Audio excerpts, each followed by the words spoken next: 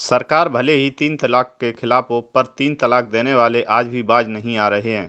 ताजा मामला बरेली जनपद का है। बात सपा के पूर्व विकास मंत्री आजम खां के भांजे सैयद फहाद अली की है, जिसने मात्र 6 माह में ही अपनी बेगम सूफिया को दहेज में कार न मिलने से 3 तलाक दे दिया। फहाद अली पर आरोप है कि सूफिया को मारा पीटा जाता है और उसके इकलौते भाई को जान से मारने की धमकी भी दी जाती है।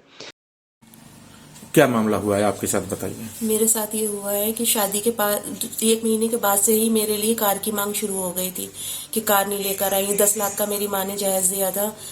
दुकानें बेच के मेरी शादी की गई थी। मेरे पापा है नहीं और मेरी मम्मी बहुत परेशान थी। इन लोगों ने हर चीज़ की मांग करी, इनकी हर मांग पूरी करी, एसी की मांग पूरी करी, बुलेट की मांग इन्होंने पूरी करी, सब कुछ हुआ। लेकिन शादी के 1 महीने के बाद में 15 दिन के बाद से ही कार की मांग शुरू हो गई मुझसे कि कार लेकर आ, नंगे घर की है। बहुत ज़्यादा मुझे टॉर्चर करना शुरू करा उन लोगों ने। उसके बाद में मैंने फिर भी बहुत ज़्यादा उनके सामने ये कहा कि नहीं, मेरी माँ इतना नहीं दे सकती। तो इन्होंने मुझे आजम खां की धमकी दी, क्योंकि आजम खां के जो समधी हैं उनका ये भांजा है सैयद फहाद अली, सैलानी पे रहते हैं। और बहुत ज़्यादा ही मुझे उन्होंने आजम खां को लेकर बहुत ज़्यादा मुझे परेशान करा। इनके जो मामा हैं आजम खां के समधी रिजवान अहमद, उन्होंने उनसे फहद से बात करी और कहा तुम ऐसे नंगे खानदान की लड़की लेकर आई हो, 40 गज के मकान से लेकर आई हो। उन्होंने भी आके मुझे बहुत ज़्यादा सुनाई, बदतमीजियाँ बहुत ज़्यादा करी शादी के 1 महीने के बाद में।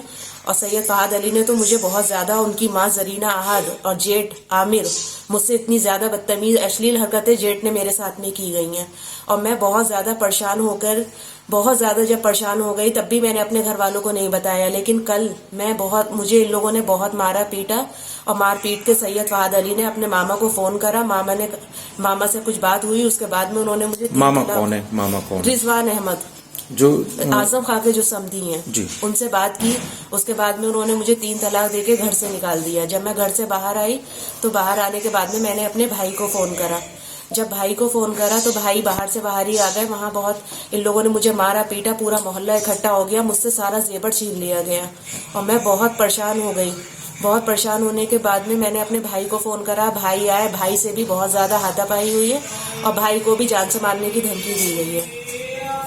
और मुझे डर है कि मेरे भाई के खिलाफ कोई ये लोग कार्रवाई करवा सकते हैं, उनको जान से मारने की, या उनके साथ भी कोई भी हादसा कर सकते हैं ये लोग। मुझे अपने भाई का पूरा इन लोगों से डाउट है। मेरे एक ही भाई हैं, पापा मेरे हैं नहीं, और मैं बहुत ज़्यादा ही परेशान हूँ। और मेरी आप लोगों से दरख्वास्त है कि रिजवान अहमद का और सैयद फहाद अली, जरीना आहद और जेठ आमिर और जेठानी रूबी के खिलाफ सख्त से सख्त कार्रवाई की जाए। तो 3 तलाक देके आपके पति ने आपको घर से निकाल दिया? जी 3 तलाक देके मुझे घर से निकाला मार पीट के, और मेरा सारा जेवर छीन लिया उन लोगों ने। जेवर तक मुझे कुछ नहीं दिया, सिर्फ मैं ऐसी आई हूँ। पूरा मोहल्ला वहाँ पे इकट्ठा था और सब देख रहे थे उस चीज़ को। किसी ने कोई आवाज नहीं? आप पिटती रही दरवाजे पर, लेकिन किसी ने आवाज नहीं? घर में मुझे मारा। फिर मैं घर से निकल के जब बाहर आई हूँ तो सब इकट्ठे हुए। घर का, मोहल्ले का कोई उनके घर में नहीं आता है, कोई आस पड़ोस का उनके घर में नहीं आता है। उनके घर के अंदर के कोई भी बातें किसी पड़ोस वालों को नहीं पता है, क्योंकि ना किसी के यहाँ से आना जाना है उनका, और ना ही कहीं आते हैं ना कहीं जाते हैं। वो लोग किसी से मतलब ही नहीं रखते, ना किसी से मिलते हैं।